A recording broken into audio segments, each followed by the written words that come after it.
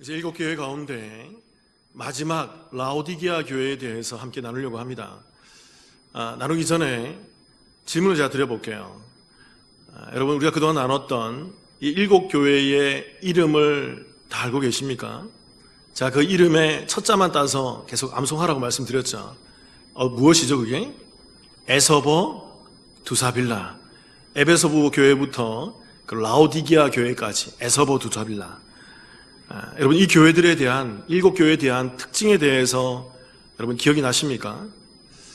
제가 이 7교회를 강의함에 있어서 좀 더 많이 폭넓게, 좀 풍성하게 말씀을 준비하고 여러분께 많은 것들을 함께 나누었습니다. 그래서 7교회를 나눴지만 저 개인적으로는 요한계시록 전체를 나누었던 것 같아요. 좀 의도적으로 그렇게 했습니다. 그래서 여러분 유튜브나 우리 교회 홈페이지에 가시면 이 7교회 스토리에 대한 이야기가 쭉 올라와 있습니다. 그래서 혹시 가능하다 그러면, 또 시간이 허락되신다 그러면 집에 가서 다시 한 번 더 이 시리즈를 쭉 한번 들어보시길 부탁드립니다. 이거 좀 듣고 여러분께서 많이 좀 이해가 되시면 계시록 전반에 대한, 요한계시록이 어떤 책인가에 대한 그 내용을, 핵심을 찾을 수가 있어요. 결론적으로 말씀드리면요, 여러분, 요한계시록은요, 감춰져 있는 책, 신비한 책이 아니라 누구에 대한 책이죠? 예수 그리스도에 대한 책인 거예요. 그 예수 그리스도가 누구이고, 그리스도가 어떤 일을 행하시고 앞으로 어떤 일을 행하실지에 대한, 그리스도의 사역이 무엇이고 그리스도가 이 땅 가운데 어떻게 드러나는가에 대한 그 정확한 말씀의 내용이 나타나는 곳이 바로 계시록, 요한 계시록 복음의 말씀이라는 거죠. 그래서 여러분께서 꼭 다시 한 번 더 되뇌어 보시기를 부탁을 드립니다. 우리가 오늘 이제 라오디게아 교회에 이 대해서 함께 나누게 될 것이지만, 먼저 서론으로 제가 이런 말씀 좀 드릴게요. 라오디게아 지역이라는 이 지역적 특성을 좀 먼저 아셔야 돼요. 이 지역에는 크게 두 가지 특성이 있는 것으로 나타나더라고요. 첫 번째는 뭐냐면, 라오디게아 지역은요, 소아시아 지역에서 제가 좀 공부를 해보니까 가장 부유한 도시였어요. 부유한 도시들이 몇 군데가 있었는데, 4대 교회도 부유했잖아요. 4대 지역도 부유했지만 라오디게아 지역이 아마 탑 1이었던 것 같아요. 제일 부유한 도시가 이 라오디게아 지역이었다는 것입니다. 어느 정도 부유했냐면 AD 61년경, 주 61년경에 소아시아 전역을 강타하는 큰 지진이 있었습니다. 그래서 많은 그 지역들이 이 지진으로 말미암아 건물이 무너지고 굉장히 큰 피해를 입었어요. 그래서 거의 회복 불가능한 상태까지 간 도시들이 많았습니다. 그래서 로마의 통치하에 있었기 때문에 로마 정부가 이 많은 피해를 본 지역들을 경제적으로 원조를 해주고 지원을 해줬어요. 라오디게아 지역 또한 이 지진으로 말미암아 큰 피해를 입었습니다. 건물이 다 무너지고 많은 사람들이 죽었어요. 굉장히 혼란스러웠습니다. 그런데 이 라오디게아 지역은 로마 제국이 경제를 지원해주겠다는 그 제안을 어떻게 했을까요? 거절한 도시 중에 하나예요. 지원해주겠다는데, 나를 도와주겠다는데, 나 괜찮아. 나 그런 거 필요 없어. 그런 거 안 줘도 돼. 왜 그럴까요, 여러분? 그들이 믿음이 좋아서? 그들이 신앙이 좋아서? 왜 그랬을까요? 그들이 무엇 때문에 그랬을까요? 경제적으로 굉장히 부유했기 때문입니다. 지진이 나서 모든 건물이 무너지고 많은 사람들이 죽고 온 도시가 폐허가 되었어도 자신들이 가지고 있는 경제력으로, 자신들이 가지고 있는 그 금력으로 다시 도시를 재건하고도 풍족함이 남아있는 그런 지역이 바로 이 라오디게아 지역이었다는 것입니다. 이 지역이 이렇게 경제적으로 풍요한 이유가 세 가지가 있습니다. 첫째는요, 이 지역은 지리적으로 소아시아 지역 가운데에서 그 유럽과 서양과 아시아를 잇는 동서의 교통의 요충지라는 거예요. 그래서 많은 서양의 문물과 동양의 문물들이 오가면서 여기에서 화합을 이루고 여기에서 소통이 되고 이곳을 통과해야만 어떤 것들이 연결될 수 있는 그런 지리적 이점을 가지고 있는 최적의 그러한 장소였다는 거죠. 마치 원주 땅같이. 그래서 많은 것들이 유입되고 많은 것들을 누릴 수 있는 그런 지역이었다는 것입니다. 또 하나, 이 지역에는 굉장히 중요한, 고대 사회에서 굉장히 중요했던 의술이 발달했던 지역이에요. 저도 이민교회를 경험했고 이민사역을 해봤지만 의료시설이 제대로 갖춰져 있다는 것, 그게 하나 굉장히 큰 힘이 됩니다. 여러분, 우리 원주 지역에도 괜찮은 의료시설들이 몇 군데 있잖아요. 그러니까 이 원주 지역에 사람들이 많이 유입되고 발전하고 안정감을 누릴 수 있는 거죠. 이 라오디게아 지역도 당시 소아시아 가운데에서 굉장히 유명한 종합병원이 있었고요.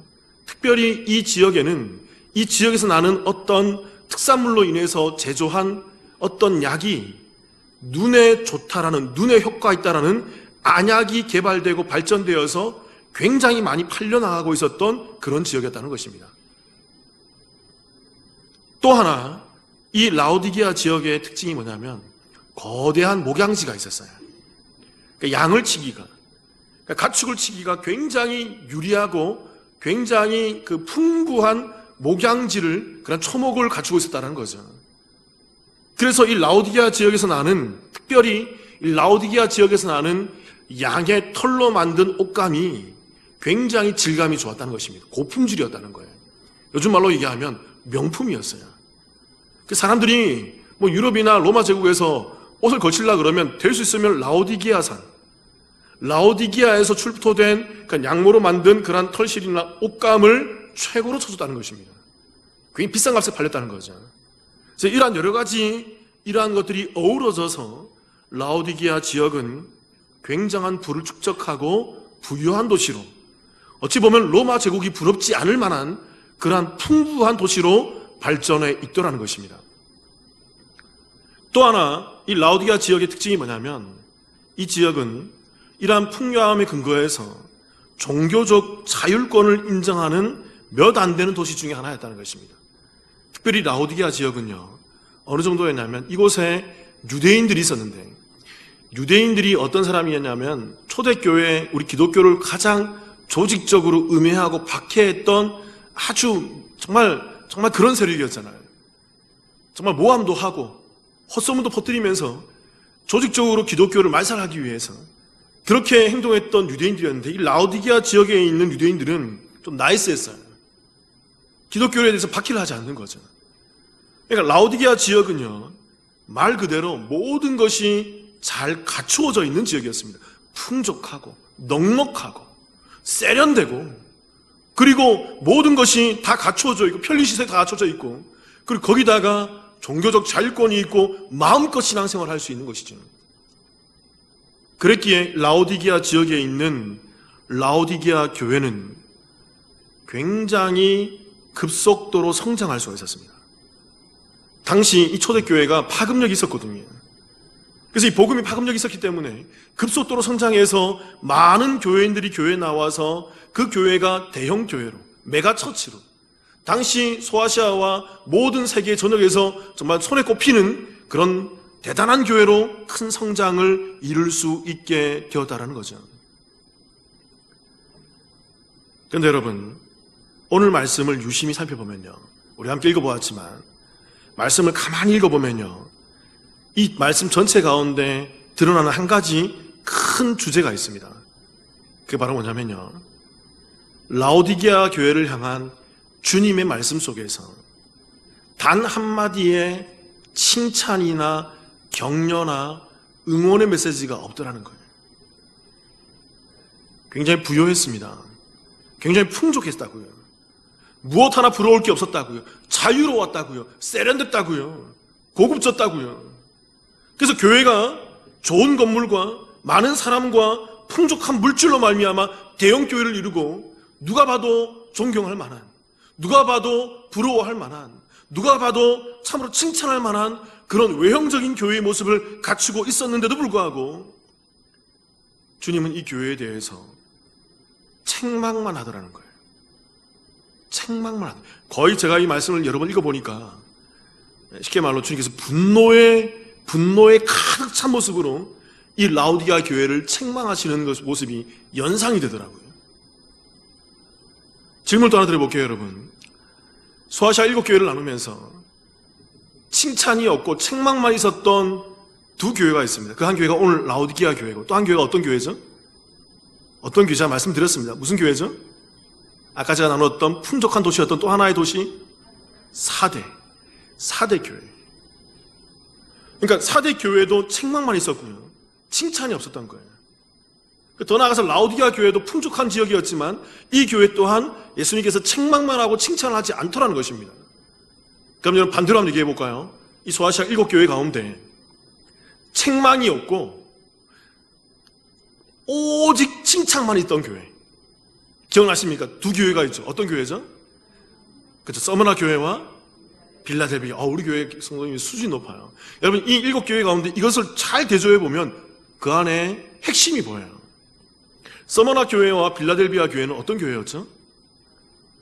고난이 극심했고 그 가난이 했으며 작았으며 하층민으로 구성되어 있고 정말 소수의 인원들이 모였던 그런 교회였다는 것이죠. 그런데 주님께서는 그런 교회를 좋은 교회다 얘기하는 거예요. 잘하고 있어라고 얘기하는 거죠. 근데 오히려 풍족하고 넉넉하고 자유롭고 고난도 없고 모든 것이 세련되고 다 갖춰져 있는 이 4대 교회와 라오디게아 교회를 향해서는 주님께서 오히려 책망만 하더라는 것입니다. 왜 그럴까요, 여러분? 잘 아셔야 됩니다, 여러분. 계시록은 우리에게 이런 얘기를 하는 거예요. 교회는 크다고, 많다고, 유명하다고 좋은 것이 아니라는 거예요. 잘 아셔야 됩니다. 반대로 교회는 작다고, 없다고, 부족하다고, 모든 것이 수준이 낮다고 해서 교회가 잘못된 것이 아니라는 거예요. 교회의 본질이 그런 외형적인 것에 있지 않다는 것입니다. 교회의 본질이 뭘까요? 교회의 본질은 오직 뭐죠? 오직 복음이에요.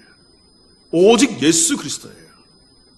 예수 그리스도를 통한 그 복음, 그 십자가와 부활로 말미암는 그 구원 받았음이 있는가? 그 구원으로 말미암아 내가 믿음 안에서 살아가고 있는가? 크든 작든 부유하든 가난하든 많이 있든 적게 있든 상관하지 않습니다. 내가 정말 복음 안에서 예수 그리스도만 바라보고 믿음 안에서 그리스도로 이 땅을 살아가고 있는가? 그게 교회의 핵심이라는 거예요. 자, 오늘 이 크고 풍족하고 평안한 이 라오디게아 교회를 향해서 주님은 자신의 모습을 계시하고 계세요. 나타나고 계세요. 내가 너희들에게는 이런 하나님이야. 내가 이런 존재야라고 자신을 드러내고 있는 부분이 있어요. 과연 어떤 예수님의 모습일까요? 첫 번째는요. 따라해 볼게요. 아멘의 하나님. 네, 아멘의 하나님이라는 것입니다. 좀 이상한 용어 같지만 말씀 한번 읽어볼게요. 3장 14절 계시록 같이 한번 읽어보겠습니다. 시작. 라오디게아 교회의 사자에게 편지하라. 아멘이시여 충성되고 참된 증인이시여 하나님의 창조의 근본이시니가 이르시되. 여기서 주님께서는 자기 자신을 라오디게아 교회에게 드러냅니다. 내가 이러한 분이다. 내가 이러한 존재야 라고 얘기하는데 첫 번째로 나는 아멘이다 라고 얘기하고 있는 거죠. 이 아멘이란 말이 이게 원래는 히브리어란 말이에요. 히브리어인데 이것을 헬라어로 음력한 것입니다. 이 말의 뜻이 뭐냐면 이게 진실한, 확고한, 견고한이라는 의미예요. 원래 아멘이란 말이 히브리어였다고요. 그런데 그대로 헬라어로 발음을 한 것입니다. 아멘, 동일한 거예요. 근데 이것은 진실하다, 확고하다, 견고하다는 말씀입니다.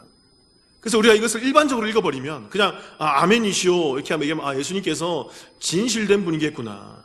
예수님께서 그렇게 참으로 신실한 분이겠구나. 이 정도로만 이해하고 넘어갈 수 있다는 거죠. 그런데 우리가 잘 알아야 되는 게 뭐냐면 예수님께서 성경 말씀 가운데 특별히 말씀하실 때 단어 하나하나, 어떤 구절 하나하나를 그냥 우리가 알고 우리가 이해하는 평상적인 언어로 말하신 경우도 있지만 대체적으로 영생의 비밀 가운데에서 이 창조와 구원, 그 영생을 바라보는 그 입장 가운데에서 영원 속에서 쓰시는 단어들이 꽤 많이 있다는 거예요. 그래서 우리가 이 땅을 살아가는 평상적인 언어로 이 말씀을 이해하면 우리가 오해할 수 있는 거예요. 그러니까 이 아멘이시오라는 말은 단순히 예수님이 진실한 분이다, 뭐 그런 말도 맞겠지만 그것으로만으로는 부족하다는 거죠. 자, 이런 얘기를 드려볼게요. 성경에 아멘이라는 단어가 많이 나올까요? 나오지 않을까요? 아멘이라는 단어가 많이 나옵니까? 나오지 않습니까? 많이 나오죠. 굉장히 많이 나오죠. 그런데 여러분, 주로 어떨 때 쓰죠? 아멘이라는 것은? 문장에서 마지막 서술로 어떤 질문에 대해서, 어떤 내용에 대해서 화답할 때 아멘, 아멘, 참으로 아멘이십니다. 이런 식으로 화답의 내용으로 쓸 때 아멘이요라는 단어를 쓴다는 거죠. 근데 주님께서는 오늘 이렇게 사용하고 있는 거죠. 내가 아멘으로 화답하는 것이 아니라 내가 아멘이야. 그러니까 신약 성경에서요, 여러분, 이렇게 내가 아멘이다라고 얘기하는 구절은 여기가 유일합니다. 아멘이란 단어에 저는 새로운 용법이에요. 그럼 이 얘기가 어떤 의미일까요? 또 하나 이 아멘이란 단어에서 우리가 또 하나 알 수 있는 게 뭐냐면요, 이 아멘 앞에 정관사가 붙어 있어요. 정관사라는 것은 문법을 보면요, 한정의 의미가 있거든요. 그러니까 예수님께서 어떤 의미냐면 내가 바로 그 아멘이라는 거예요. 뭔지 모르지만 내가 바로 그 아멘이라는 것이죠. 그럼 그 아멘, 그가 무엇일까요? 앞에 무언가 이 아멘에 대한 정의가 있었다는 것입니다. 그래서 주님께서 이것을 가져와서 내가 바로 그 아멘이라고 얘기하고 있는 거죠. 그 정의가 뭘까요? 구약에 있습니다. 근데 여러분 재밌게도요, 구약에도 구약 전체에 아멘이라는 단어가 정말 여러 번 나와요. 셀 수 없을 정도 나와요. 그런데 딱 한 번 내가 아멘이라는 구절이 딱 한 번 나옵니다. 살펴볼게요. 이사야서 65장 16절입니다. 제가 읽어볼게요. 이러므로 땅에서 자기를 위하여 복을 구하는 자는 진리의 하나님을 향하여 복을 구할 것이요, 땅에서 맹세하는 자는 진리의 하나님으로 맹세하리니 이는 이전 환란이 잊어졌고 내 눈앞에 숨겨졌습니다. 여기서 말하는 이 진리의 하나님, 반복되고 있잖아요. 이 진리의 하나님이 히브리어로 이게 엘로힘 아멘이라는 얘기예요.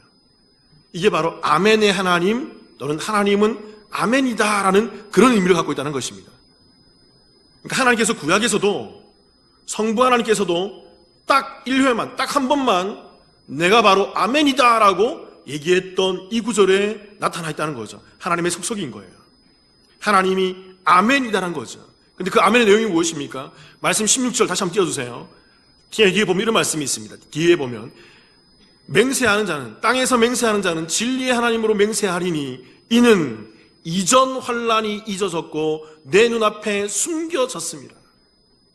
하나님께서 내가 아멘의 하나님인데, 그 진리의 하나님인데, 그 진리의 하나님의 이유는 뭐냐면 이제 이 땅의 이전 환란은 지나가고 잊혀졌고 그리고 숨겨졌기 때문에 내가 아멘의 하나님이라고 얘기하고 있다는 거예요. 그럼 이 내용이 무슨 말일까요? 그 다음 구절을 보면 우리가 확인히 알 수 있습니다. 17절, 이사야서 65장 17절 제가 읽어볼게요. 보라, 내가 새 하늘과 새 땅을 창조하나니 이전 것은 기억되거나 마음에 생각나지 아니할 것이라. 아멘의 하나님, 그 진리의 하나님은요, 어떤 하나님이시죠? 17절에서 무엇을 창조하신 하나님이십니까? 새 하늘과 새 땅을 창조하신 하나님이라는 거예요. 그래서 이 땅의 그 환난과 이 땅의 그 어려움과 그 모든 고통과 그 아픔들은 다 잊혀버리고 숨겨버리고 더 이상 생각지 아니하고 더 이상 기억나지 않게 해주는 바로 그 진리의 하나님이라는 것입니다. 그게 바로 아멘의 하나님의 정확한 의미라는 것입니다. 그러니까 여러분, 아멘의 하나님이라는 그 말의 정확한 의미는 뭐냐면요, 새 창조를 하신 하나님이라는 거예요. 그 구원을 통해서 이 땅을 살아가는, 고난 속을 살아가고 있는 이 땅의 사람들을 구원시켜서 새 창조로 넣어주시고 새 하늘과 새 땅에 들어가서 그들을 영원히 하나님 나라의 백성으로 삼아주시는 그 하나님이 바로 아멘의 하나님, 진실로 그러한 일을 진행하실 그 하나님이다라는 그 말의 정확한 의미라는 거죠. 그러니까 오늘 이 라오디아 교회를 향해서 예수님께서 이 아멘이시오라는 이 말을 인용하면서 어떤 내용을 말씀하고 있을까요? 내가 바로 그 새 창조의 하나님이라는 것입니다.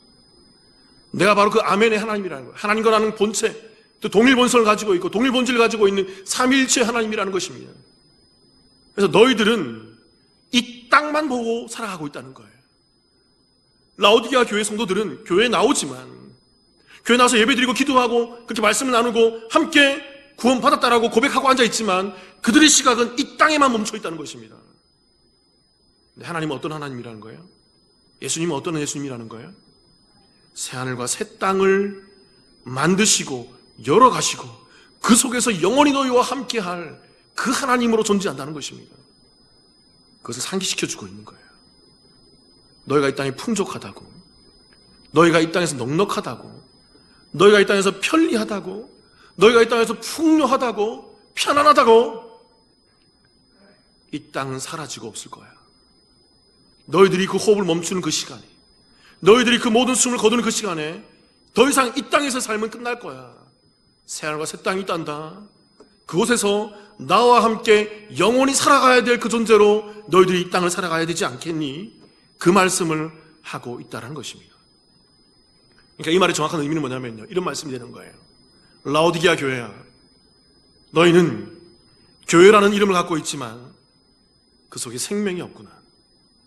너희는 교회라는 이름을 갖고 있지만 과연 네가 믿는 사람이 맞니? 너는 교회라는 이름을 갖고 있지만 네 모습 속에서 그 새하늘과 새 땅에 그 영혼을 향해 나아가는 그런 믿음의 모습이 있니? 그 질문을 하고 있는 거예요.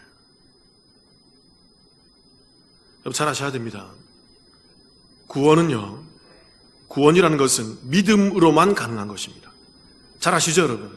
믿음으로만 구원이 가능한 거예요. 그러나 여러분, 이 믿음이라는 것은 꼭 무엇이 드러나게 되어 있어요? 행함이 드러나게 되어 있어요. 이게 연결되어 있다고요. 만일 이 행함과 연결되어 있지 않다 그러면, 믿음만 있고 행함이 없다 그러면 야고보서가 지적하잖아요. 그게 무슨 믿음이라고요? 귀신의 믿음이라고요. 귀신들도 예수님을 잘 알고 하나님을 잘 알고 있다고요. 그들도 하나님 어떤 분인지 잘 알고 있다고요. 지적 동의의 믿음인 것입니다. 머리로만 아는 거예요. 근데 예수님 믿습니다. 그런데 그 믿음의 모습은 전혀 찾아볼 수가 없어요.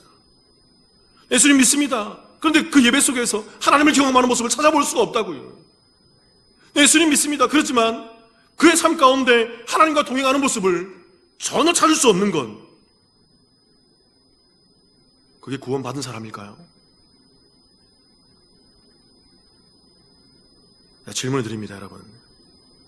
과연 나의 모습 속에는 구원받은 자의 모습이 있는가? 그래서 그 아멘이신 하나님, 아멘이신 예수님께서 만들어 놓으시고 진실로 구현해낼 그 새하늘과 새 땅에 들어갈 그 확신이 우리 가운데 있는가? 다른 말로 이런 얘기죠. 오늘 내가 죽는다 하더라도 눈 떴을 때 천국에 있을 확신이 있으세요?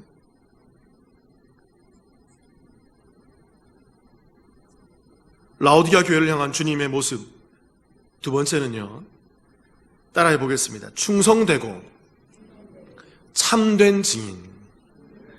주님께서 이렇게 얘기하시는 거죠. 나는 충성되고 참된 증인이다 얘기하는 것입니다.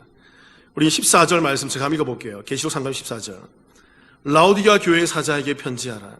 아멘이시요, 충성되고 참된 증인이시요, 하나님의 창조의 근본이신 이가 이르시되. 이 충성이란 말이 헬라어로 피스토스란 말입니다. 굉장히 유명한 믿음이란 얘기예요. 믿을 만한, 또 형용사로 쓰면 믿을 만한, 신뢰할 수 있는 진실한 그런 의미예요. 그러니까 예수님께서는 어떤 말이냐면, 예수님께서 믿을 만한 분이라는 것입니다. 예수님이 정말 신뢰할 만한 분이라는 것이죠. 그런데 그 믿음의, 그 충성의, 그 믿음의 그 근거가 어디에 있냐면, 충성되고 그 뒤에 있는 참된 증인의 이 피스토스, 믿음의 근거가 여기 설명되어 있어요. 여기서 말하는 참된이란 말이 헬라어로 제가 얼마 전에 나눴습니다, 여러분과 함께. 이게 헬라어로 알레띠노스란 말이에요. 이게 참된, 진짜의, 실체의라는 얘기입니다. 제가 이 단어를 설명하면서 여러분 기억하시는지 모르겠지만 이렇게 설명드렸어요. 단순히 이 단어를 우리가 참되다, 예수님께서 참되시다 이렇게 해석할 수 있지만, 그러나 신약 성경에서 주로 예수님을 향해서 이 알레띠노스 또는 알레테이아 이런 말을 쓸 때 주로 어떤 의미로 쓰였냐면 실체의 의미로 쓰였다고요.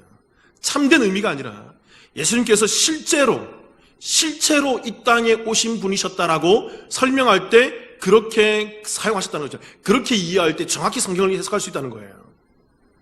그러니까 예수님께서 지금 얘기하고 있는 건 뭐냐면, 내가 믿을 만하고 바로 그 믿을 만한 그 실체가, 그 증거가 뭐냐면 내가 실체였기 때문이라는 것입니다.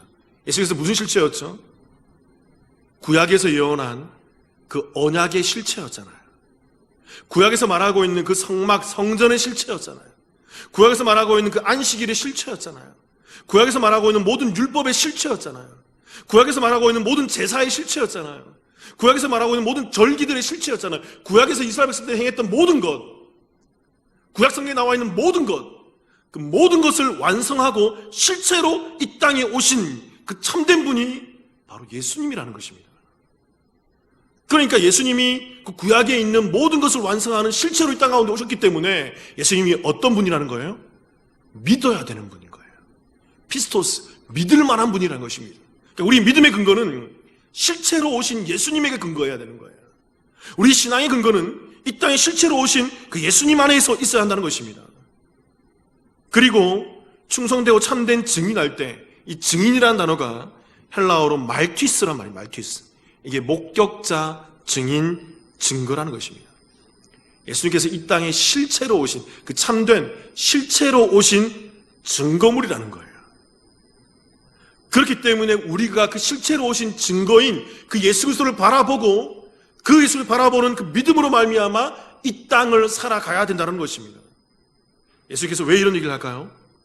왜 이 라오디게아 교회, 이 참 풍족하고 대단한 그런 형태를 가지고 있는 라오디게아 교회를 향해서 예수님께서 이러한 모습을 말씀을 하고 있는 걸까요?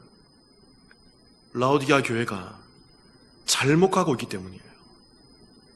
그들이 이 땅에서 그저 풍요와 물질과 이 땅에서 생사화복과 이 땅에서의 그런 풍족함만을 바라보며 그것이 좋은 것으로인 줄 알고 그것만을 추구하며 이 땅을 살아가더라는 것입니다.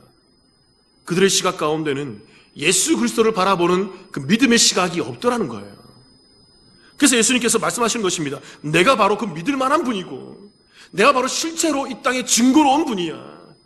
그러니까 너희들은 이 땅에 다른 것을 바라보지 말고 다른 것에 너희 시각을 두지 말고 다른 것에 그 시선을 뺏기지 말고 오직 누구만? 실체이신 예수 그리스도만 바라보고 이 땅을 살아가라라고 주님께서 말씀을 하고 있다는 것입니다. 사랑하는 성도 여러분, 예수 그리스도만 바라보시기를 바랍니다. 교회에 나와서 여러분 무엇을 구하고 있나요? 교회에 나와서 무엇을 기도해야 될까요? 교회에 나와서 우리 자녀를 위해서 무엇을 기도해야 될까요? 교회에 나와서 내 배우자와 나와 함께하고 있는 지인들과 지체들과 구역 식구들을 위해서 우리가 무엇을 위해서 기도해야 될까요? 딱 하나밖에 없죠, 여러분. 그래서 여러분, 저는 이런 얘기합니다. 기도는 굉장히 간단해요. 기도가 어렵다고요? 기도가 힘들다고요? 자, 우리 교회에서 대표 기도 시키나니까 다들 두려워하시더라고요. 왜 두려운지 아세요? 딴 걸 바라보기 때문에 그래요. 다른 걸 기도해야 된다고 생각하기 때문에 그래요. 기도는 딱 하나입니다, 여러분. 주님, 내가 예수님 잘 믿게 해주세요. 내 자녀가 예수님 잘 믿게 해주세요. 내 가족과 내 식구들이 오직 주님만 믿는 믿음 안에서 예배드리는 가정으로 세워주세요. 그 구원의 포커스를 두고 모든 것을 기도할 수 있어요. 내 자녀가 어딜 가든 주님과 함께 동행하게 해주시고 내 자녀가 좋은 대학 가든 나쁜 대학 가든 좋은 직장 가든 좋지 않은 직장 취직하든 아니면 취직 못하든 상관없이 그의 삶 가운데 하나님을 바라보는 그 믿음이 있게 해주어서 믿음으로 견디게 하시고 믿음으로 잘됨도 감당하고 못됨도 감당하게 해달라고. 그 기조만 서 있으면요, 여러분, 모든 것을 다 기도할 수 있어요. 잘되든 못되든 가난하든 부하든 건강하든 병들었든 상관없습니다. 딱 그 기조만 가지고 기도할 수 있어요. 라오디게아 교회를 향한 주님의 모습 세 번째는요, 따라해 보겠습니다. 창조의 근본. 예수님께서 라오디게아 교회를 향해서 내가 창조의 근본이다라고 얘기하고 있어요. 3장 14절입니다. 제가 읽어볼게요. 다시 한번. 라오디게아 교회의 사자에게 편지하라. 아멘이시여 충성되고 참된 증인이요 하나님의 창조의 근본이시니가 이르시되. 이 근본이라는 단어가 이게 헬라어로 아르케란 말입니다. 아르케. 이게 처음, 시작, 기원이란 말이에요. 그래서 이 말은 우리가 번역을 보면 이런 말이 되는 거죠. 예수님께서 창조의 시작이었다는 것입니다. 그런데 이 단어, 이 구절을 가지고 어떤 한 유명한 이단 단체가 이 구절을 오역하는 것을 제가 볼 수 있었어요. 이 구절 가지고 뭐라고 얘기하냐면, 예수님이 첫 번째 피조물이었다는 거예요. 이 구절을 가지고. 이게 첫 번째 그런 의미도 있거든요.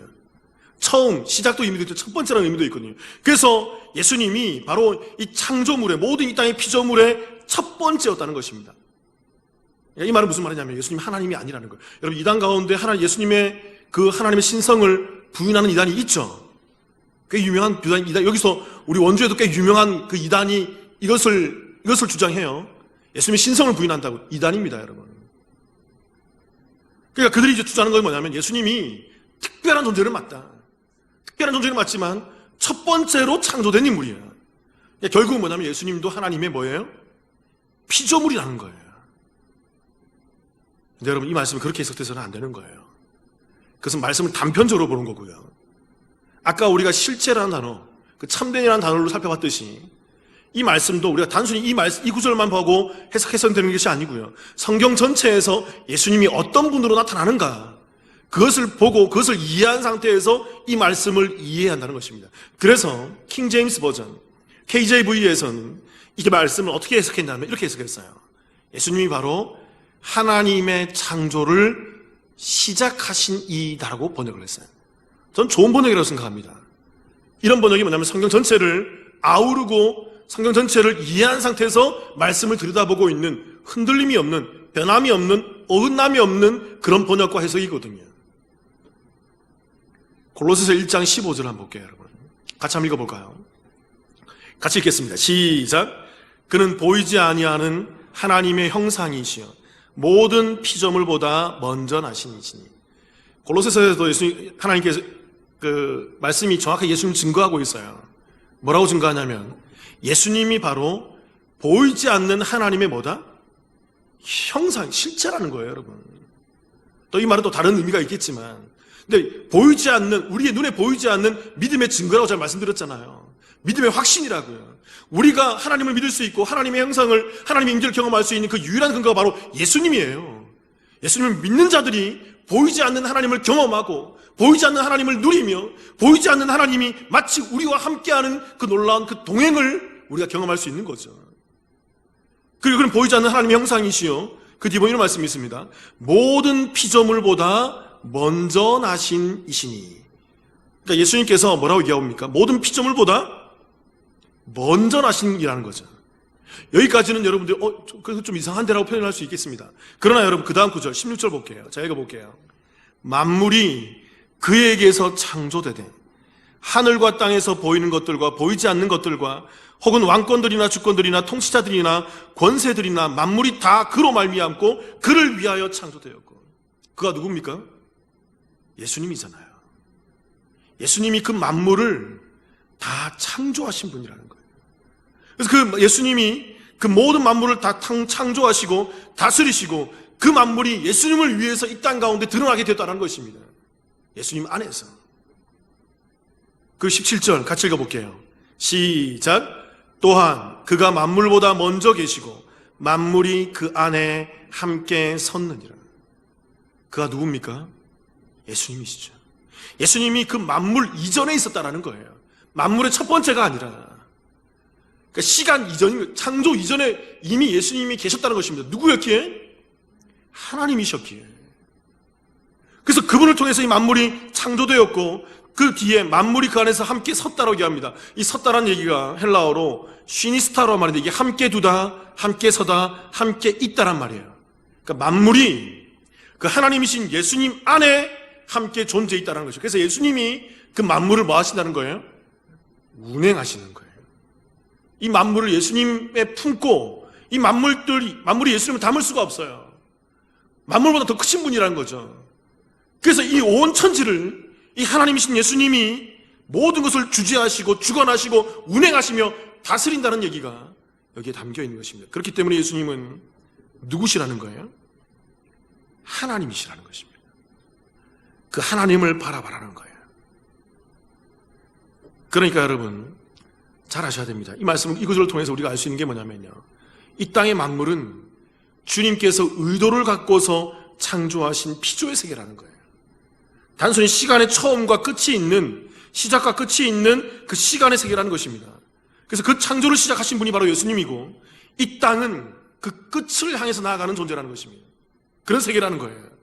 그렇기에 라오디게아 교회는 그 하나님께 창조하신 이 땅에서의 자신들의 창조의 목적을 깨달아야 되는 거예요. 단순히 이 땅에서 먹고 마시고 즐기고 누리는 것에 혈안되어 있지 말고 그저 이 땅에서 내가 벌고 내가 갖고 내가 누리고 있는 이런 것들만 지어지고 이것으로 말미암아 만족하고 이것으로 말미암아 그것 속에서 만족과 행복감을 누리는 것이 아니라 이것은 무엇입니까? 하나님께서 시간의 처음과 끝이면 없어질 것이에요. 너무나도 하나님 안에서는 작은 거라고요.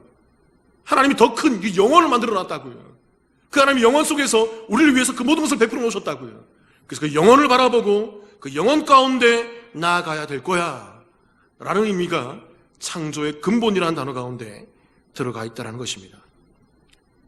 그러니까 상성도 여러분, 우리가 이 땅 가운데에서 오직 바라봐야 되는 분은요, 예수 그리스도입니다. 우리가 누리고 있는 그 크고 적음, 우리가 누리고 있는 그 아픔과 회복, 우리가 누리고 있는 그 좋음과 나쁨, 물론 우리 안에 영향을 줄 수 있어요, 여러분. 제가 그것이 좋다 나쁘다 그런 얘기가 아니에요.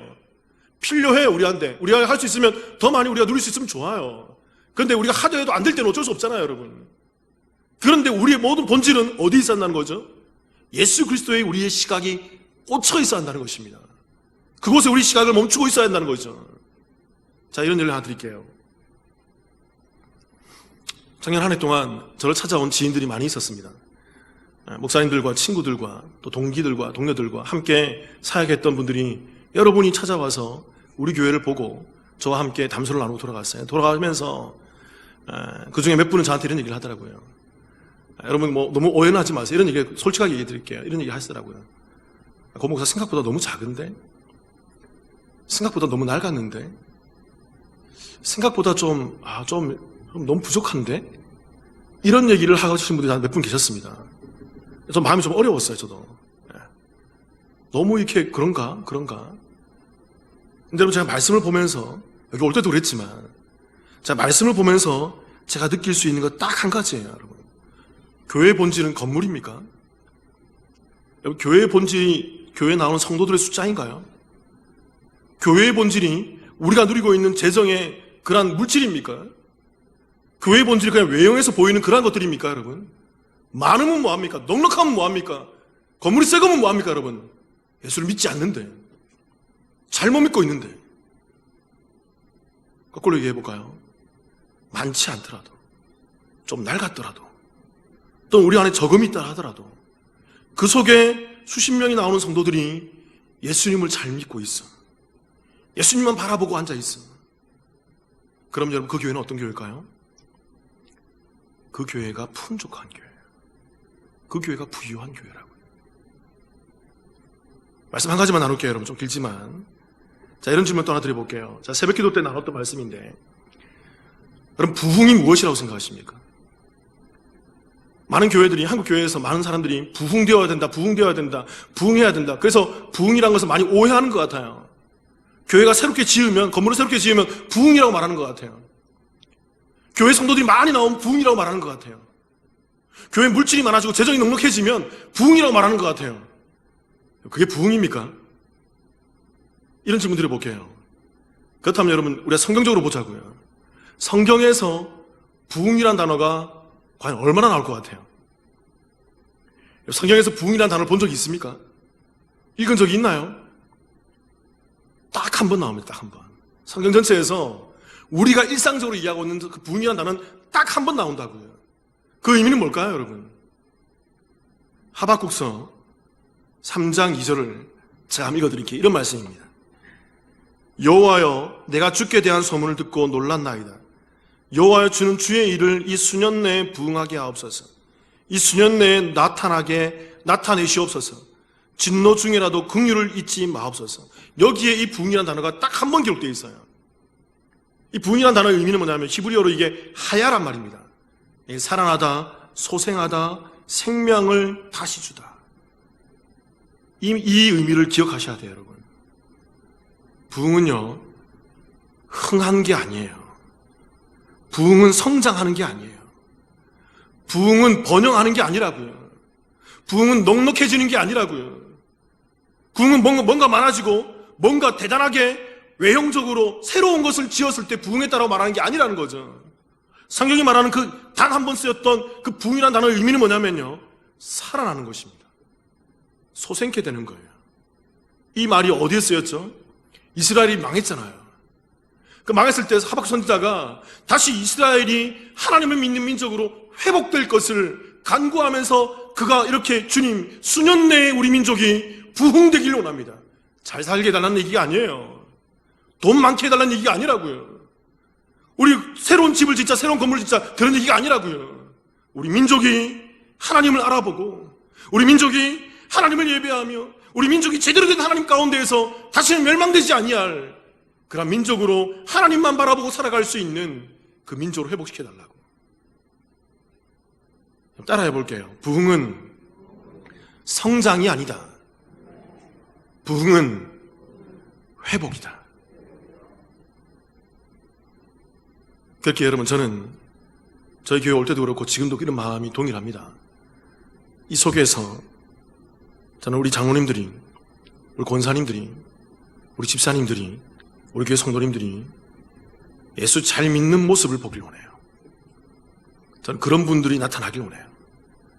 정말 믿음으로 그 모든 일을 감당하며 믿음으로 제대로 서서 부유하든지 가난하든지 넉넉하든지 부족하든지 아프든지 회복되든지 상관없어요, 여러분. 그 속에서 예수 잘 믿고 믿음으로 나아가고 있는지를 저는 보길 원해요. 사랑하는 성도 여러분, 예수 그리스도를 잘 믿읍시다. 함께 기도하시겠습니다.